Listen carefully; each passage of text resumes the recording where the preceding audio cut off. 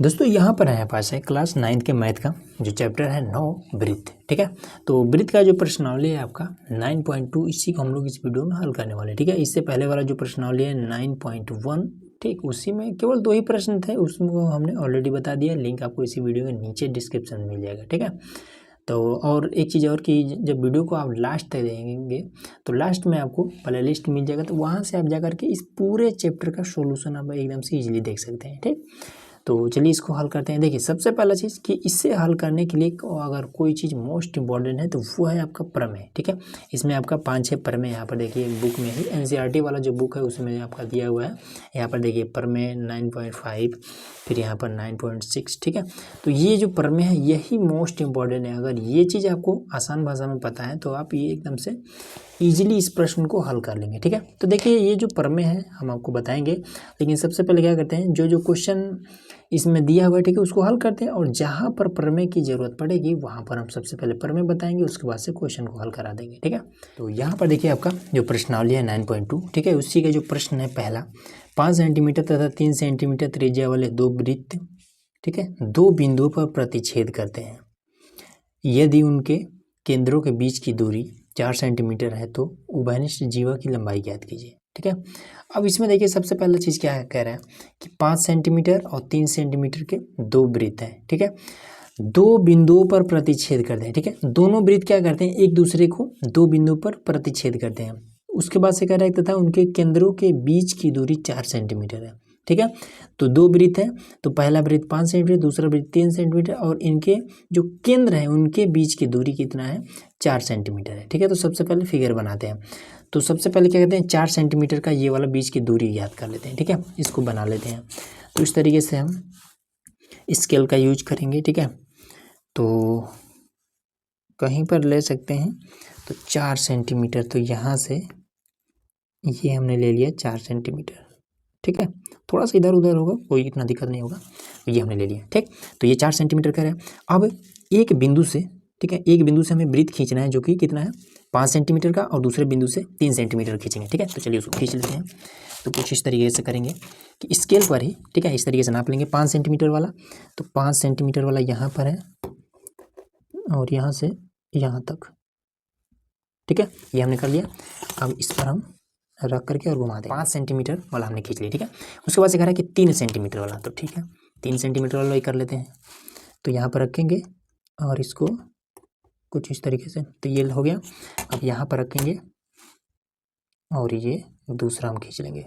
तो यहाँ पर देखिए फिगर हमारा रेडी हो चुका है। ठीक है, तो इस वाले से हमने क्या किया, बड़ा वाला खींच लिया, और इस वाले केंद्र से हमने छोटा वाला वृत्त खींच लिया। ठीक है, अब इसमें हम क्या करेंगे, इसमें क्या कह रहा है कि उभयनिष्ठ जीवा की लंबाई ज्ञात कीजिए। ठीक है, उभयनिष्ठ मतलब कि ऐसा जीवा जो दोनों में क्या होगा। अब जीवा का मतलब क्या होता है कि वृत्त के अंदर का ऐसा रेखा जो केंद्र से होकर के ना जाए, वो आपका जीवा होता है। ठीक है, तो इसमें देखिए, तो एक जो इसमें ये बिंदु मिला है, कटान बिंदु, ठीक है, इसी से हमें जीवा खींचना है। ठीक, तो अगर हम इसको इस तरीके से खींचते हैं ये वाला, तो ये हम देख रहे हैं इसमें ये चीज़। ठीक है, तो ये क्या हो गया, ये आपका जीवा मिल गया। ठीक है, तो इसका कुछ नाम देते हैं, मान लेते हैं ये आपका ए है और ये वाला बिंदु आपका बी है। ठीक है, और इसकी हमें लंबाई बतानी है। ठीक है, ये वाला कितना लंबा है, ठीक है, ये बताना है। इसको मान लेते हैं कि पी है, इस बिंदु का नाम मान लेते हैं कि क्यू है। ठीक, अब इसमें हम क्या करेंगे, तो ये वाला जो जीवा है, ठीक है, ये वाला जो जीवा है ये बड़े वृत्त का जीवा है। ठीक है, लेकिन हम देख रहे हैं कि छोटे वृत्त के केंद्र से होकर के ये वाला जीवा गुजर रहा है। ठीक है, तो छोटे वृत्त का तो ये वाला क्या है, जीवा तो है नहीं। ठीक, तो छोटे वृत्त का ये व्यास है। ठीक है, अब इसमें होता क्या है कि जो व्यास होता है, ठीक है, व्यास, उस व्यास का आधा होता है त्रिज्या। ठीक है, तो इस छोटे से ये वाला छोटा वृत्त है, इसका त्रिज्या पी से बी तक होगा। ठीक है, और इतना ही बड़ा यहाँ से यहाँ तक का होगा। ठीक है, तो छोटे वृत्त के त्रिज्या कितना है, तो छोटे वाले वृत्त का त्रिज्या 3 सेंटीमीटर, तो यहाँ से यहाँ तक का आपका 3 सेंटीमीटर है, तो यहाँ से यहाँ तक का भी आपका 3 सेंटीमीटर होगा। ठीक है, लेकिन ये टोटल आपका 6 सेंटीमीटर, ये तो ईजिली हो जा रहा है, लेकिन इसको आप हल कैसे करेंगे, तो ऐसे लिखेंगे। सबसे पहले लिखेंगे कि दिया है, दिया है, क्या दिया है कि इसमें बड़े वृत्त की त्रिज्या 5 सेंटीमीटर और छोटे वृत्त की त्रिज्या 3 सेंटीमीटर है। ठीक है, तो लिख देंगे। ठीक है, तो यहाँ पर देखिए लिख दिया कि बड़े वृत्त की त्रिज्या 5 सेंटीमीटर और छोटे वृत्त की त्रिज्या 3 सेंटीमीटर है। ठीक है, जो P और Q पर प्रतिच्छेद करते हैं। ठीक, तो यहाँ पर हमने दिया है, हमें लिख दिया है। अब इसके बाद से क्या करेंगे, लिखेंगे ज्ञात करना है। ज्ञात करना है, क्या ज्ञात करना है, तो P से और Q तक की टोटल दूरी बताना है कि PQ बराबर ये कितना है। ठीक, अब इसके बाद से लिख देंगे उपपत्ति। उपपत्ति, उपपत्ति में एक बात लिख देंगे। ठीक है, कि बड़े, ठीक है, बड़े वृत्त का जीवा, ठीक है, छोटे वृत्त के केंद्र से होकर के गुजर रहा है। यहाँ पे लिख देंगे कि बड़े वृत्त की जीवा PQ छोटे वृत्त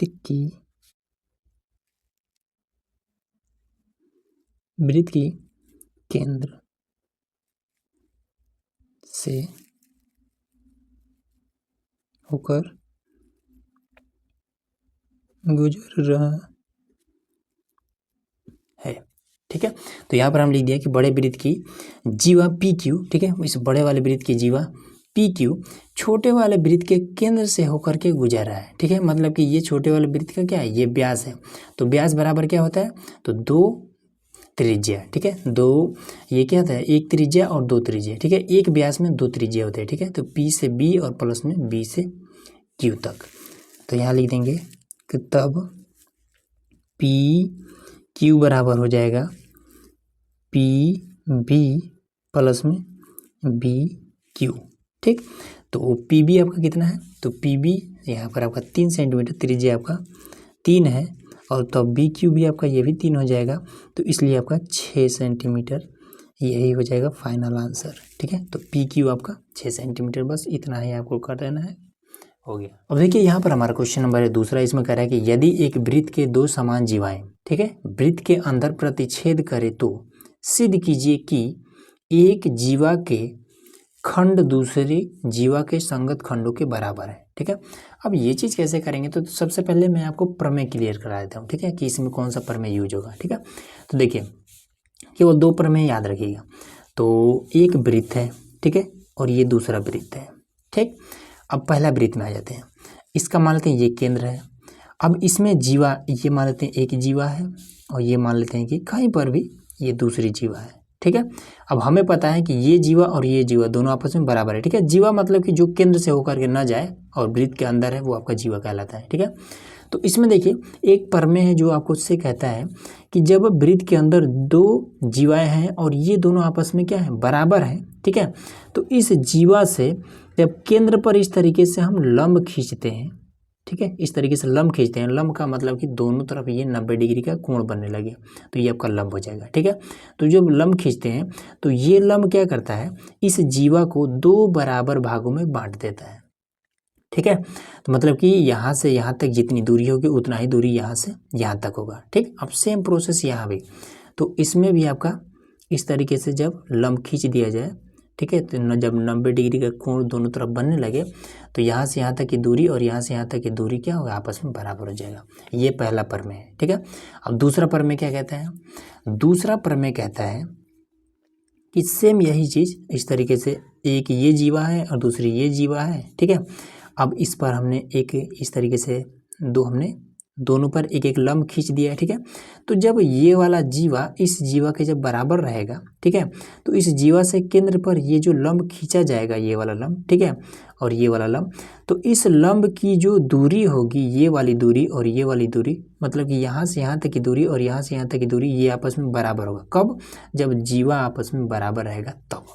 ठीक है, अब ये दोनों बात अगर आपको पता है तो देखिए ईजिली ये वाला कैसे हल हो जाएगा। देखिए, तो आ जाइए यहाँ पर सबसे पहले क्या करते हैं, फिगर तैयार कर लेते हैं। ठीक है, तो कह रहा है कि यदि एक वृत्त, ठीक है, एक वृत्त है तो एक वृत्त इस तरीके से बना लेते हैं। ठीक है, आपके पास पेंसिल प्रकार है तो बना लीजिएगा। ठीक है, कैसे बना सकते हैं, कोई दिक्कत नहीं है। एक वृत्त हो गया, ठीक है, इसका ये केंद्र हो जाएगा। ठीक, कह रहा है कि 2 समान जीवा है। ठीक है, अब इसमें क्या है, 2 जीवा है, दोनों क्या है, समान है, मतलब बराबर है। तो 2 समान जीवाएं वृत्त के अंदर प्रतिच्छेद करें, ठीक है, एक दूसरे को काट रहा है जीवा। तो ठीक है, ये हमने एक खींच लिया और एक हमने ये खींच लिया। अब यहाँ पर क्या है, इसको काट रहा है यहाँ पर, ठीक। इसका नाम देते हैं कि ए बी, ये सी है और ये डी है, काट रहा है यहाँ पर, तो इसको भी ना कुछ नाम देते हैं, ये ओ, ठीक। ये बात हो गया। उसके बाद से कह रहा है कि सिद्ध कीजिए कि सिद्ध कीजिए कि एक जीवा के खंड, ठीक है, दूसरी जीवा के संगत खंडों के बराबर है, ठीक है। मतलब यहाँ से यहाँ तक का जो टुकड़ा है, ये वाला यहाँ से यहाँ तक के टुकड़ा के बराबर है, और ये टुकड़ा और इस टुकड़ा के बराबर है, ये बात, ठीक है। ये जो बड़ा वाला टुकड़ा है ये दोनों आपस में बराबर है, और ये जो छोटा टुकड़ा है ये दोनों आपस में बराबर है। ये बात हमें सिद्ध करना है, ठीक है। तो देखिए यहाँ से अब आपको एक अपने तरफ से काम करना पड़ेगा, ठीक है। क्या करना पड़ेगा कि ये जो ए बी जीवा है इस पर आपको एक लंब खींचना पड़ेगा कुछ इस तरीके से, ठीक। ये हमने लंब खींच दिया। अब लंब खींचने का क्या मतलब है कि यहाँ से यहाँ तक की दूरी और यहाँ से यहाँ तक की दूरी आपस में क्या है, बराबर हो गया, ठीक है। ये हमने अपने तरफ से खींचा है। और क्या करेंगे, अब इस पर भी एक लंब खींच देंगे, तो कुछ इस तरीके से आपको खींचना पड़ेगा, ठीक है। अब यहाँ पर ये क्या है, आपका ये केंद्र है, तो इस केंद्र को, इसको तो ओ हमने मान लिया, तो इसको हम पी मान लेते हैं, ठीक है। और इसको यहाँ पर भी एक बिंदु मिला है, तो इसको हम यम मान लेते हैं। यहाँ पर भी एक बिंदु मान रहा है, तो इसको हम यन मान लेते हैं, ठीक है। और क्या करते हैं, इन दोनों को ऐसे हम मिला देते हैं। ये काम आपको अपने तरफ से एक्स्ट्रा में करना पड़ेगा। अब इसी चीज़ को आप रचना में लिखेंगे, ठीक है। तो देखिए ऐसे लिखिएगा, सबसे पहले लिखेंगे दिया है, क्या दिया है, तो इसमें क्या है, ए बी, जो ए बी है ये बराबर है सी डी के, ठीक है। ए बी बराबर सी डी है, दोनों जीवा के आपस में बराबर है, बराबर सी डी है, तथा बिंदु ओ पर, ये ओ पर काट रहे हैं एक दूसरे को, ठीक है। तो बिंदु ओ पर प्रतिच्छेद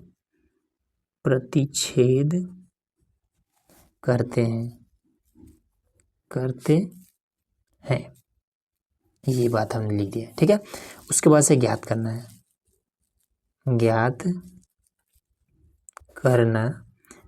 क्या हमें बताना है कि ये जो टुकड़ा है ए से ओ तक जो टुकड़ा है ये बराबर है ओ से सी तक, तथा जो इसका दूसरा टुकड़ा है डी से ओ तक, DO ये बराबर है बी से ओ तक के, ठीक। उसके बाद से रचना में लिख देंगे। रचना में जो चीज़ हमने एक्स्ट्रा में किया है वो हमें लिखना पड़ेगा, ठीक है। तो हम बता देंगे कि AB पर हमने लंब डाल दिया है MP, ठीक है। तो बता देंगे कि AB जो रेखा था इस पर हमने एक लंब डाल दिया है जिसका नाम है MP, ठीक है। ये आपका लंब का ये सिंबल है, ठीक है। तो AB पर लंब डाल दिया हमने MP, तथा दूसरा एक और काम हमने किया है कि CD पर हमने एक लंब डाल दिया जिसका नाम है PN, ठीक है। उसके साथ ही साथ हमने एक और काम किया है कि P और O को मिला दिया, ठीक है, तथा और PO बिंदु को मिलाया, ये चीज़ आपको लिख देना है, ठीक है। इतना हो गया। अब यहाँ से आपको लिखना है उपपत्ति, और फटाक से आप हल कर सकते हैं यहाँ से, ठीक है। अब देखिए सबसे पहला बात कि इसमें क्या दिया है कि दोनों जीवा आपस में बराबर ये दिया है, ठीक है। तो बता देंगे कि जो AB जीवा है ये बराबर है CD के, जो चीज़ दिया है, ठीक है। इसी को समीकरण 1 मान लेंगे, ठीक। दूसरा चीज़ इसमें क्या है, तो अब इसमें ये वाला MP और ये PN ये लंब हमने डाला है, तो ये क्या करे, 2 बराबर भागों में बांट देगा ना। तो यहाँ लिखेंगे कि जो AB पर लंब है MP तथा CD पर लंब है PN, ठीक। ये चीज़ इसमें दिया हुआ है, ठीक है। तब अब यहाँ पर देखिए, तो ये वाला क्या है, ये लंब है, ठीक है। और इधर क्या है, ये वाला भी आपका लंब है, ठीक है। मतलब कि जब लंब है तो यहाँ से यहाँ तक की दूरी, ठीक है, यहाँ से यहाँ तक की दूरी के बराबर होगा। उसी तरीके से यहाँ से यहाँ तक की दूरी और यहाँ से यहाँ तक की दूरी आपस में बराबर होगा, ठीक है। अब आप बताइए कि दो इस तरीके से कहीं पर रेखा दिया हुआ है, ठीक है, और दोनों एक दूसरे के बिल्कुल बराबर है। अब इसको हम बीच से ऐसे काट देते हैं, ठीक है। तो ये जितना बड़ा है उतना ही बड़ा ये भी होगा, जितना बड़ा ये है उतना ही बड़ा ये भी होगा। मतलब दोनों रेखाओं को जब हम एकदम से बराबर में काटेंगे, ठीक है, तो क्या होगा, ये एक साइड वाला ये आपस में बराबर हो जाएगा। सेम यही वाला प्रोसेस यहाँ पर भी, ठीक है। तो ये वाला रेखा और ये वाला रेखा दोनों आपस में बराबर है, ठीक है। यहाँ से यहाँ तक का दो बराबर भागों में बढ़ जा रहा है ना, ये ए से यम तक और यम से बी तक ये दोनों आपस में बराबर है, और एन से सी तक और एन से डी तक ये आपस में बराबर है। तब क्या हो जाएगा, ए से यम तक और एन से और सी तक भी आपस में बराबर हो जाएगा, ठीक। तो यही चीज़ यहाँ पे लिख देंगे कि जो ए यम है ये बराबर हो जाएगा सी एन के, ठीक है। ए से यम तक की जो दूरी है यही सी और एन के बराबर हो जाएगा, ठीक। कैसे, तो बता देंगे कि हमने रचना किया था, रचना से, ठीक। इसको मान लेंगे समीकरण 2। ये बात क्लियर हो गया। अब यहाँ पर ये बीच में त्रिभुज बन रहा है, ठीक है, तो त्रिभुज को लेंगे। तो इसमें क्या है, पी एम ओ। अब त्रिभुज पी एम ओ तथा त्रिभुज P O N, P O N में, ठीक। अब इसमें देखिए, तो ये वाला क्या है आपका, ये 90 डिग्री का इधर कोण बना है ना ये वाला, क्योंकि ये एम पी क्या है, ये लंब है, इधर भी 90 डिग्री, तो अंदर वाला लेंगे, ठीक है। तो पी एम ओ ये 90 डिग्री का है, तो दोनों त्रिभुज में कोण पी एम ओ और इधर ये वाला भी आपका 90 डिग्री है क्योंकि ये लंब है, ठीक है। तो पी एन ओ के बराबर है। इधर का ये कोण इधर के इस कोण के बराबर है, ठीक है। तो बराबर है पी एन ओ के, कोण पी एन ओ बराबर है, ठीक है। अब ये कैसे बराबर है, तो लिख देंगे कि दोनों 90 डिग्री है, या फिर रचना से लिख देंगे। तो यहाँ लिख देते हैं कि प्रत्येक 90 डिग्री, ठीक। उसके बाद से हमने आपको दूसरा प्रमेय में क्या बताया था कि जब जीवा आपस में बराबर हो तो यहाँ से यहाँ तक की जो लंब डाला जाता है ये वाला दूरी और इस लंब की दूरी आपस में बराबर हो जाता है। तो यहाँ लिख देंगे कि एम पी बराबर हो जाएगा पी एन के, पी एन के कैसे, तो प्रमेय से, प्रमेय से, ठीक।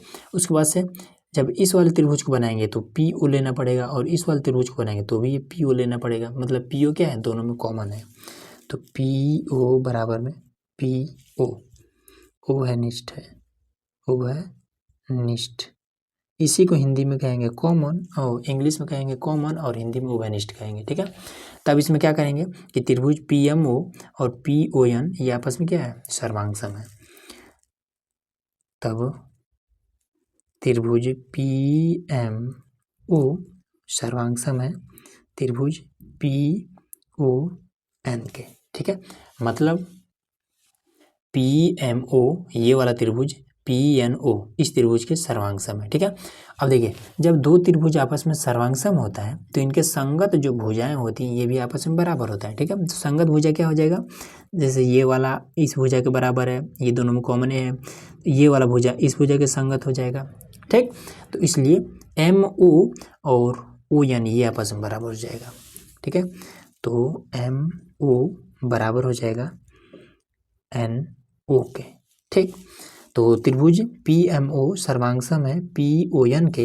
यहाँ बता देंगे कि इसलिए एम ओ जो भुजा है ये एन ओ के बराबर हो जाएगा। कैसे बराबर हुआ है, तो सी पी सी टी। इसका मतलब होता है कि सर्वांगसम त्रिभुजों के संगत भुजाएं आपस में बराबर होती हैं। इसी को मान लेंगे समीकरण 3, ठीक।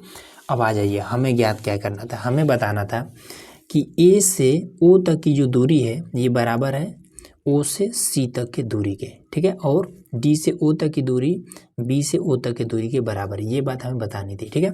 तो हमने ये चीज़ हमने बता दिया है कि ए से एम तक की जो दूरी है ये बराबर है सी से एन तक की दूरी के, ठीक है। तो अब इसी में क्या करते हैं कि ये वाला दोनों भी जोड़ देते हैं, क्योंकि ये और ये दोनों आपस में बराबर है।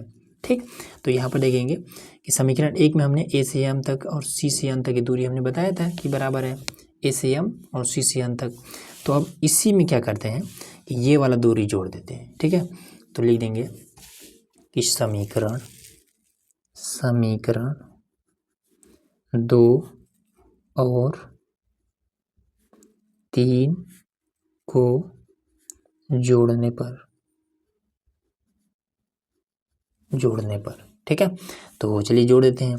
तो ए एम, ठीक है, बराबर की इधर वाला ए एम और उसके बाद से बराबर की इधर वाला एम ओ, अब बराबर की इधर ये सी एन प्लस में एन ओ, तो एम ओ प्लस कितना हो जाएगा, देखिए ए एम प्लस में एम ओ, ये कितना हो जाएगा, दोनों को जब जोड़ेंगे तो ए ओ हो जाएगा, तो ये हो जाएगा ए ओ, और C N plus N O जोड़ेंगे तो सी एन और एन ओ जोड़ेंगे तो सी ओ हो जाएगा, इसको मान लेते समीकरण 4। ठीक है, अब यहाँ से हमने क्या बता दिया कि यहाँ से यहाँ तक की दूरी क्या है, बराबर है सी ओ, यहाँ से यहाँ तक की दूरी क्या। ठीक है, अब क्या करते हैं कि इस पूरे में से ए ओ को घटा देते हैं, बस आपका ये ओ भी आ जाएगा, और इस पूरे में से अगर हम यहाँ से यहाँ तक के ये वाला इतना भाग घटा दें तो ये वाला हमारा आ जाएगा। ठीक है, तो ए बी में से ए ओ को घटा देंगे और सी डी में से सी ओ को घटा देंगे। ठीक, तो ये कहाँ है, तो ए बी हमारा यहाँ पर समीकरण 1 में से समीकरण 4 को घटा देंगे, तो लिख देंगे कि समीकरण 1 से 4 को घटाने पर। ठीक है, तो 1 में आपका क्या है, ए बी है, ए बी में से ए ओ घट जाएगा, ए बी में से माइनस हो जाएगा ए ओ, और सी डी में से माइनस हो जाएगा सी ओ, ठीक है, अब देखिए ए बी में से अगर ये इतना निकल जाएगा तो बचेगा क्या, बी ओ बचेगा, तो यहाँ पर आपका बी ओ हो जाएगा, और सी डी में से सी ओ निकलेगा तो सी डी में से सी ओ ये इतना निकलेगा तो डी ओ बचेगा, तो यहाँ पर आपका डी ओ, यही हमें ज्ञात करना था और ये हमने कर दिया। ठीक है, अगर यहाँ पर हमारा क्वेश्चन नंबर है 3। ठीक है, अब जो हमने क्वेश्चन नंबर 2 में आपको प्रमेय और आपका नियम बताया था, सेम वही वाला नियम और प्रमेय इस पर यूज हो जाएगा। ठीक है, एकदम इजीली कह रहा है कि यदि एक वृत्त की 2 समान जीवाएं, ठीक है, अब फटाक से बना लेते हैं। तो इसमें एक वृत्त है, ठीक है, ये केंद्र है, अब इसकी समान जीवा, ठीक है, समान जीवा वृत्त के अंदर प्रतिच्छेद कर रही है, ये भी प्रतिच्छेद कर रहा है, तो ठीक है प्रतिच्छेद करा देते हैं, ये हो जाएगा और इधर ये हो जाएगा। ठीक है, नामों देते हैं, ये ए है, बी है, सी और डी। ठीक है, यहाँ पर ये प्रतिच्छेद कर रहा है तो इसको कुछ नाम देते हैं, चलिए ओ। ठीक, तो प्रतिच्छेद करें तो सिद्ध कीजिए कि प्रतिच्छेद बिंदु को केंद्र से मिलाने वाली रेखा, प्रतिच्छेद बिंदु को केंद्र, ये है केंद्र से मिलाने वाली रेखा, ठीक है, ये वाला रेखा जीवाओं से बराबर कोण बनाती है। ठीक है, जीवा यही दोनों है, तो इन जीवा से इधर एक कोण बन रहा है और ये कोण बना है। ठीक है, तो ये दोनों कोण आपस में बराबर है, ये बात हमें सिद्ध करना है। ठीक है, देखिए फटाक से इसमें लिखी है हल और लिख दीजिए दिया है क्या दिया है कि जो ए बी जीवा है ये बराबर है सी डी के, तथा बिंदु ओ पर प्रतिच्छेद करते हैं। ये बात तो क्लियर हो गया। ठीक है, अब इसके बाद से ज्ञात करना है,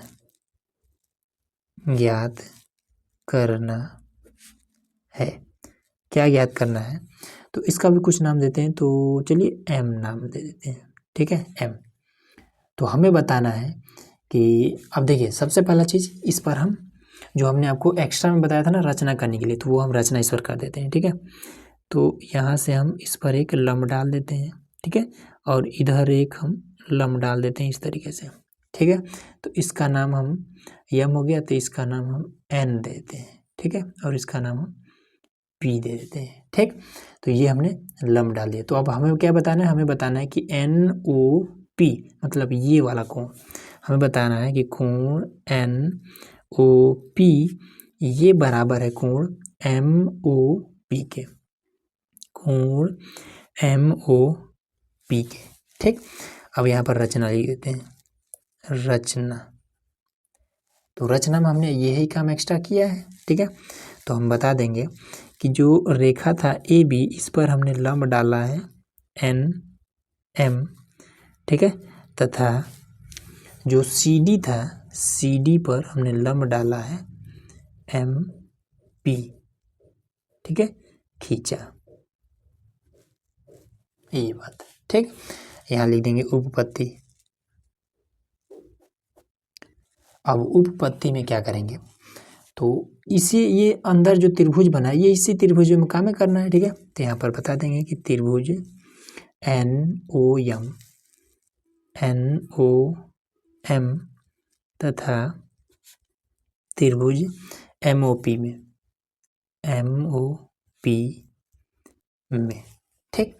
अब इसमें देखिए ये वाला तो लंब ही हमने डाला है, तो लंब के दोनों तरफ 90 डिग्री का कोण बनता है। तो इधर आपका 90 डिग्री कोण बन गया, यहाँ पर भी 90 डिग्री का कोण बन गया।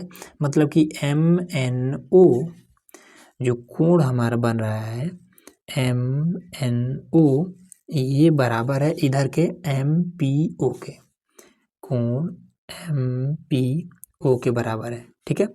बता देंगे कि दोनों 90 डिग्री के हैं, ठीक है। तो वही लिख दिया जाता है प्रत्येक 90 डिग्री।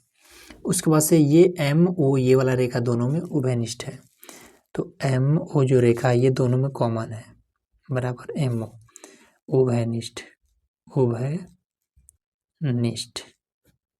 ये बात, ठीक। अब इसमें क्या चीज़ है, तो समान जीवा से जो लंब डाला जाता है, ठीक है, तो ये लंब की जो दूरी है ये आपस में बराबर होती है।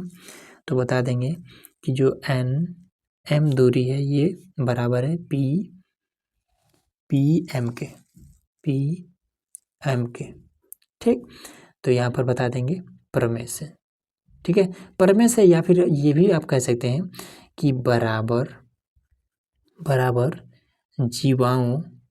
जीवाओं से केंद्र पर डाला गया लंब की दूरी समान होती है, ठीक है। अब इतना बड़ा कहानी लिखिए या फिर यहाँ पर डायरेक्ट लिख दीजिए प्रमेय से, ठीक है, तो भी हो जाएगा, ठीक है। तो यहाँ पर हमने लिखा है कि बराबर जीवाओं से, ठीक है, यहाँ पर देखिए ये बराबर जीवाओं से, ठीक है, ये केंद्र पर खींचा गया लंब, ठीक है, यहाँ पर लिखा है केंद्र बराबर जीवाओं से केंद्र पर डाला गया लंब की दूरी समान होती है, ठीक है, लंब की जो दूरी है समान होती है, ठीक। तब यहाँ पर लिख देंगे कि तब जो त्रिभुज है एन ओ यम ये सर्वांगसम हो जाएगा त्रिभुज एम ओ पी के, ठीक। अब दो सर्वांगसम त्रिभुजों के संगत भुजाएं संगत कोण आपस में बराबर होते हैं, ठीक है। जैसे ये वाला इसके बराबर है तो ये वाला इसके बराबर हो जाएगा, और उसके बाद से उसी तरीके से ये कोण इस कोण के बराबर हो जाएगा, ठीक। तो बता देंगे कि इसलिए अब ये वाला सर्वांगसम कैसे है, ठीक है, ये बात तो हमने लिखा ही नहीं। तो देखिए इसमें दोनों त्रिभुजों में एक एक कोण और दो भुजाएं आपस में बराबर है, ठीक है। तो यहाँ पर लिख देंगे एक नियम होता है, प्रमेय होता है कि यस सर्वांग समता, तो एस ए यस सर्वांग समता से ये दोनों त्रिभुज आपस में क्या है सर्वांग सम है, इसलिए जो इनका कोण है एन ओ यम ये बराबर हो जाएगा कोण एम ओ पी के, ठीक।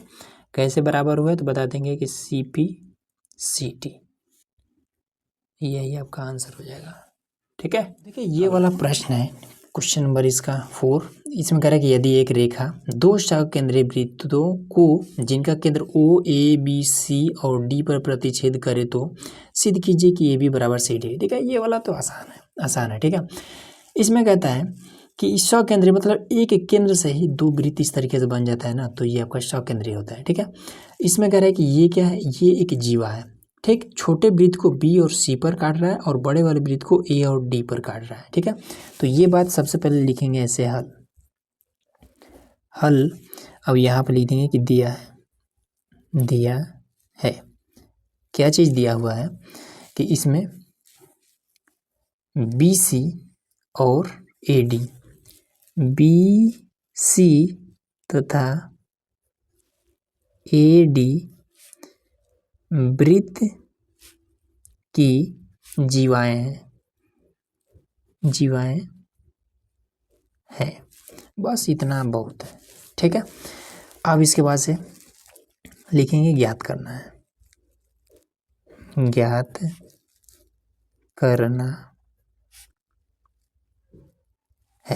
ठीक, क्या ज्ञात करना है कि ए बी बराबर सी डी है, ये और ये इसके बराबर है, ए बी बराबर सी डी है, ये बात हमें बताना है। ठीक है, अब रचना में हमने आपको क्वेश्चन नंबर 2 में हमने आपको एक प्रमेय बताया था। ठीक है, प्रमेय क्या हमने बताया था कि कहीं अगर इस तरीके से वृत्त है और ये मान लेते हैं केंद्र है और ये कहीं पर एक जीवा इस तरीके से दे देता है। ठीक है, जीवा से केंद्र पर एक हम लंब डाल देते हैं। ठीक है, ये कुछ इस तरीके से, तो ये लंब क्या करता है कि इस जीवा को दो बराबर भागों में बांट देता है। मतलब यहाँ से यहाँ तक जितना दूरी होगा उतना ही दूरी यहाँ से यहाँ तक का होगा। ठीक, तो वही काम इस पर हम कर देंगे। इस पर हम एक लंब इस तरीके से डाल देंगे। ठीक है, तो ये 90 डिग्री के इधर कोण बनाने लगा। ठीक, तो बी से ओ तक, अब देखिए इसका भी कुछ नाम देते हैं। यहाँ पर एक बिंदु मिल गया तो इसका नाम क्या देते हैं, एम नाम देते हैं। ठीक है, तो बी से एम तक की जितनी दूरी होगी उतना ही दूरी एम से सी तक की दूरी होगा। ठीक, तो यहाँ पर बता देंगे कि रेखा बी सी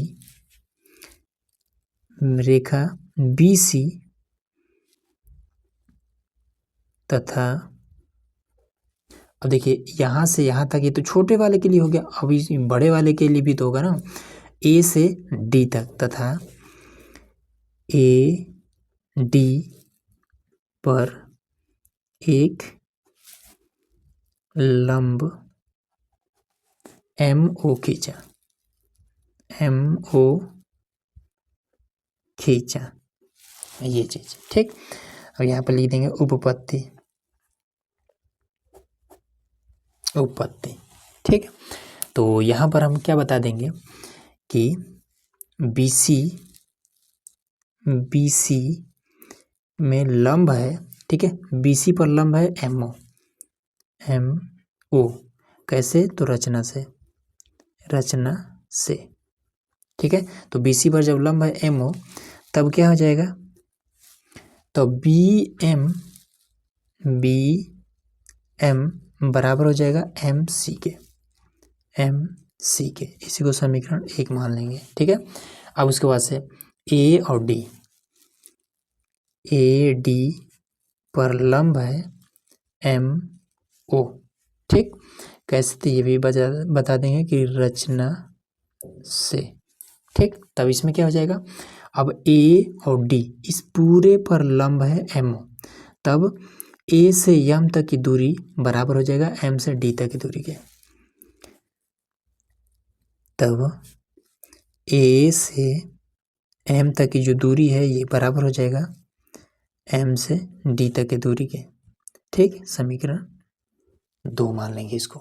ठीक, अब इसमें हम क्या करेंगे कि AM में से, ठीक है, A और M में से अगर हम BM को घटा दें तो हमारा क्या बचेगा, देखिए A से M तक की दूरी में से अगर हम BM को घटा दें तो क्या बचेगा, ABA तो बचेगा। और इधर हम MD में से अगर हम MC को घटा दें तो हमारा CD बच जाएगा। बस यही काम कर देंगे। तो यहाँ पर देखिए AM में से BM को घटा देंगे। ठीक, तो समीकरण 2 से 1 को घटा देंगे, लिख देंगे कि समीकरण 2 से एक को घटाने पर, ठीक। तो ये हो जाएगा AM में से माइनस कर देंगे हम BM को, और MD में से माइनस कर देंगे हम MC को। तो ये कितना हो जाएगा आपका, तो AM में से BM को हम घटाएंगे तो AB बच जाएगा, BM घटेगा तो AB बच जाएगा, और MD में से MC को घटाएंगे, देखिए यहाँ पर MD में से MC को घटाएंगे तो CD बच जाएगा, तो यहाँ पर आपका CD बच जाएगा। बस यही बात हमें बताना था, यहाँ पर AB बराबर CD, तो यहाँ पर AB बराबर CD आ गया, ठीक है। अगला क्वेश्चन देखिए।